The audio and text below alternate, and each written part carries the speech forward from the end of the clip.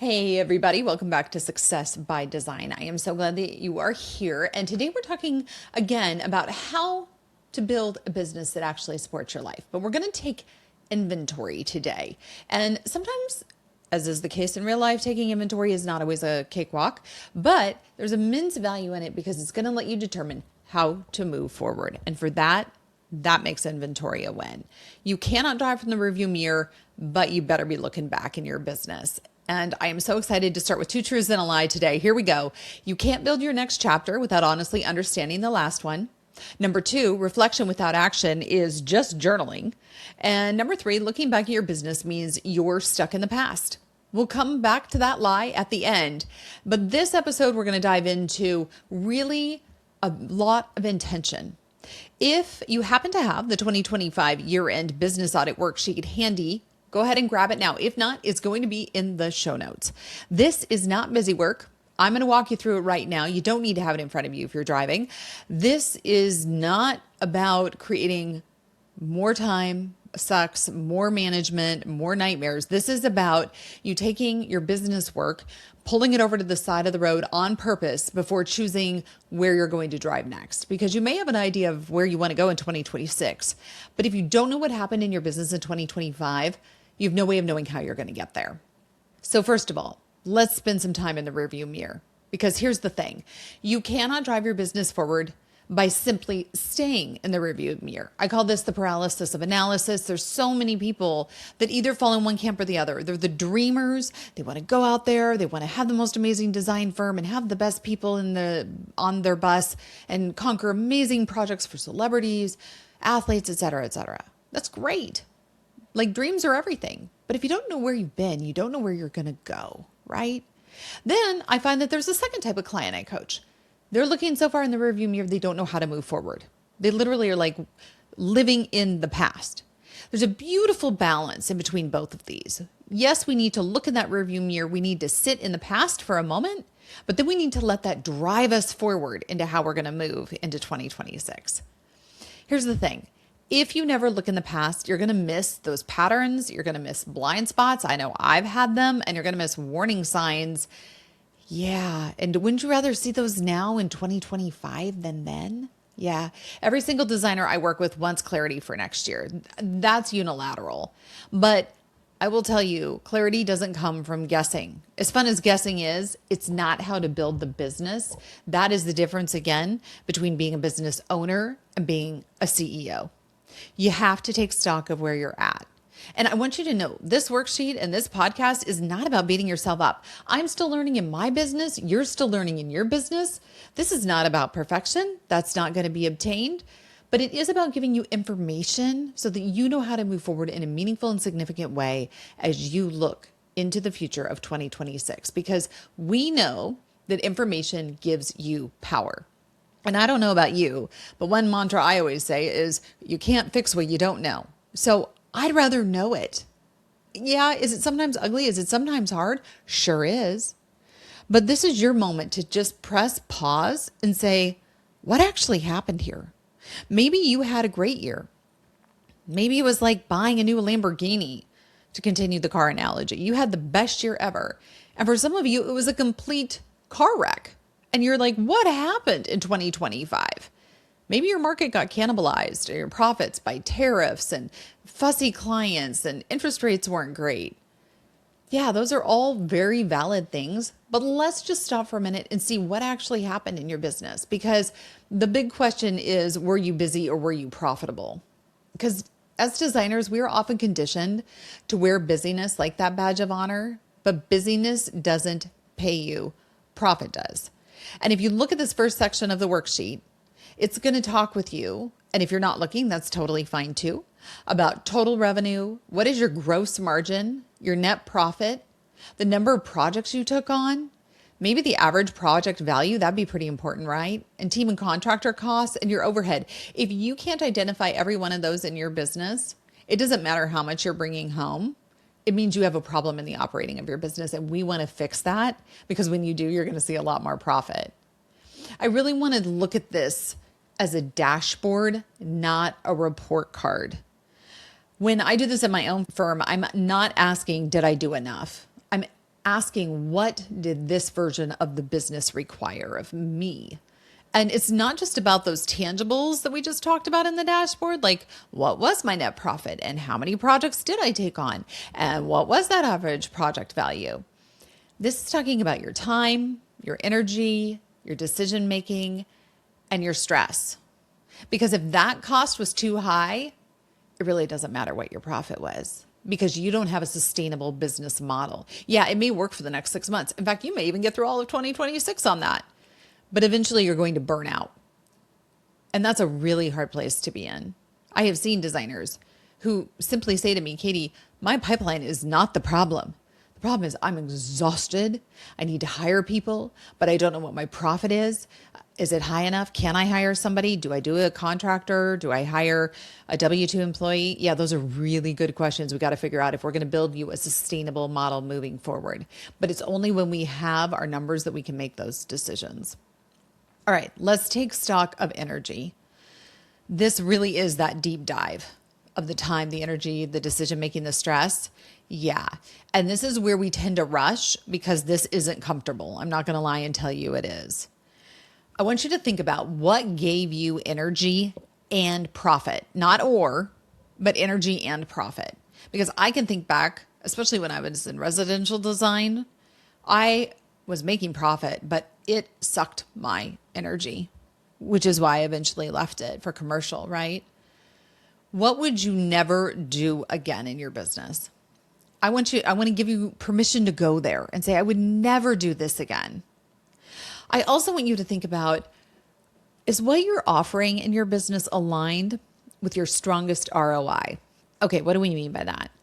What are the biggest money makers in your business? Where are you getting that greatest return on investment when you do that job, where you're either it juices you, and ideally, yes, it should juice your profit as well. When you find that thing that juices both, that offering to your clients that gives you both energy and profit and a significant amount of profit, that's where you should be hanging out. And I'm going to give you a little secret. Because your energy, it really is a leading indicator. And that can be really hard to think about because it doesn't feel like it's something that is tangible. But I'll be really honest with you. It is very tangible. Because I can tell you when designers come to me and they're like, Katie, I am burned out. I hear you. And I can usually trace it back to a few key things. And one of them is misaligned offers. They have undervalued services and projects they've outgrown, but they haven't released yet. And that can be so hard to do. I still even struggle with that. I just had a client this week who came to me, said, Katie, we are completely broke, but we desperately need to sell this asset. Can you please just do the imagery on it and not do the design? Oh, it was so tempting, right? Those are hard projects to give up because, at least for me, because I'm like, yeah, I'd love to do you a solid and a favor. The reality is, if they're never going to do the design, you shouldn't do it. And so, interestingly enough, in this case scenario, I said to them, really, unless you're going to sell the asset with the imagery, there's no point in doing it. You're much better off waiting until you can do the entire package. That's a hard conversation to have with the client. Yeah. And taking stock here, this really is about being honest about what no longer fits. And that was really hard for me to do. That was really hard. And it doesn't necessarily get easier depending on your personality, especially if you're a people pleaser and you really want to help people out. But you have to keep doing it because you have a finite amount of energy and you really have a finite amount of time in your life. And how you choose to use that is so critical, not only for you as a human being, but also for how your business is going to move forward. All right, let me pause here. I want you to DM me the answer to this question. You can either on LinkedIn or Instagram. What did you outgrow this year? Even if it's still technically worked on paper. I want you to think about what isn't fitting. What isn't fitting as far as your energy, your time, or your profit? Because once we identify that, that is where that real shift begins.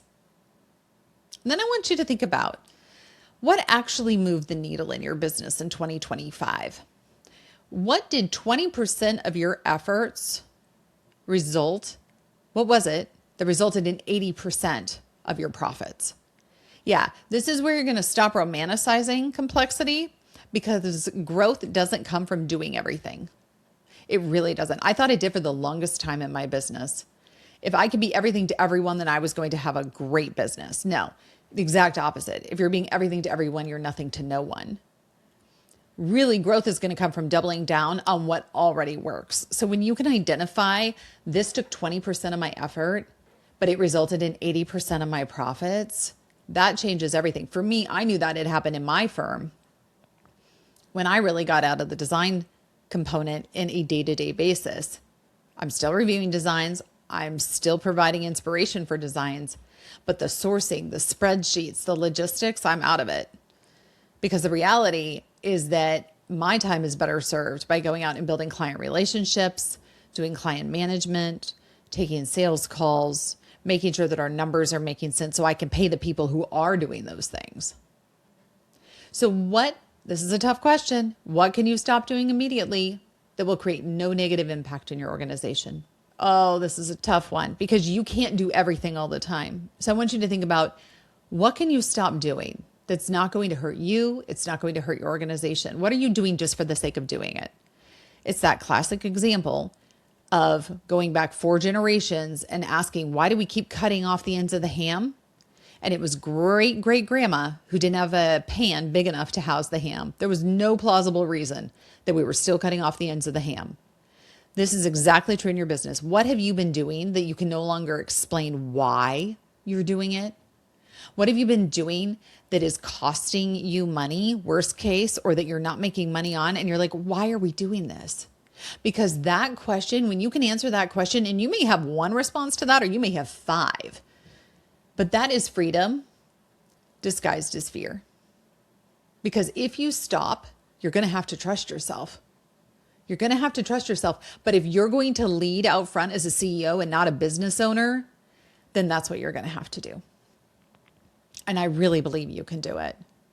But you have to have the courage to not just identify what you should stop doing, but then do it. And that is why I love to coach, because I don't just help you find the ideas. We talk about how to actually put them into place. All right, let's talk about operations, because operations really tells the heart of the story. And if you're saying, what does that include, Katie? I'm glad you asked. This is going to tell you whether your business is really sustainable, because it identifies your revenue consistency. It identifies project timelines. We're looking at conversion rates here. Let me tell you, I don't know how many designers I talk to. And sometimes this happens in our firm too, where your projects keep stretching and stretching and they take longer and longer. But in that process, that's fine, as long as you're not underpricing or over delivering, because that's where you're going to get into a heap of operations trouble. If your conversion is low, it's likely that your messaging isn't aligned. People are coming to you looking for a problem to be solved. If you can't solve and close it, something is off in that messaging. And also, if your revenue is swinging, your offer probably needs some attention. Whatever it is, it might need some diversification, or it might need some simplification. But the reality is it needs some attention. And this really, again, I want to be really clear. This isn't failure. This is not failure. This is the difference between the firms that I see that are in the 5s and low 6s, getting to the mid 6s, the upper 6s, moving into the 7s. These are the hard grown-up conversations that we have to have in order to be able to get there. And one of the most important things as we're thinking through this is letting go. What belongs to the old version of your business? In fact, one thing I did the other day is I pulled out our old logos over the years, and I looked back at our first logo, which had lime green in it. Yeah, I'm not going to lie. Clear back in 2007, I want to let you know lime green was a really fabulous color. But it was so fascinating, seriously, to go back and look at that and say, wow, have we grown and changed? And there are parts of that that definitely need to be in the past, not just the logo. Because you can't move everything forward. Some things got you here, but they're not going to get you to where you want to be. And it's so important to think that letting go really isn't about quitting. It's about leadership. And that's sometimes hard. That means letting go of people that no longer fit the model. Letting go of clients that no longer fit the model. Letting go of vendors that no longer fit the model. Yeah. The first time you outgrow a GC or a sub can be really challenging to have that conversation. But maybe the job is too big. Maybe there's too many square feet. Maybe you now realize the full implications of insurance and they don't have enough of it and they're not willing to budge. That's a hard conversation, but you're going to have to let it go because we cannot move forward until we let go of the things that are tethering us to the past. That is true leadership. All right, let's come back to our 2 truths and a lie. I really want to have this conversation with you. All right, you can't build your next chapter without understanding the last one. Reflection without action is just journaling, or looking back means you're stuck in the past. And this is kind of a trick question, but you should know that number 3 is the lie. Looking back, it doesn't mean you're stuck in the past, although some people do get stuck there. This is the way we've always done it. We're going to keep doing it. No, this is about looking back intentionally to choose how you really want to move forward. What do you want your 2026 to be like? What is in your control? I get it. Tariffs are crazy. AI is crazy. The geopolitical situation is crazy. But what can you do in your firm? Have you buttoned up and taken account of your house? So this is your pause. This is your breath. And this is your moment to take stock before committing to another year on autopilot that may or may not get you where you want to be. Now, if you want help translating what you're uncovering through listening to this show, whether it's pricing, offers, focus, this is why I offer a free 15-minute problem-solving session with you. I'm going to tell you right now, there's no pressure, no scripts. I'm not going to try to sell you something for 15 minutes. It's just clarity. And I want you to book it because I want to have the conversation with you. I am so interested in seeing you succeed, whatever that looks like for you. And it's going to be unique for each person in 2026. This is your chance. Head over to fixmydesignbiz.com. Again, fixmydesignbiz.com.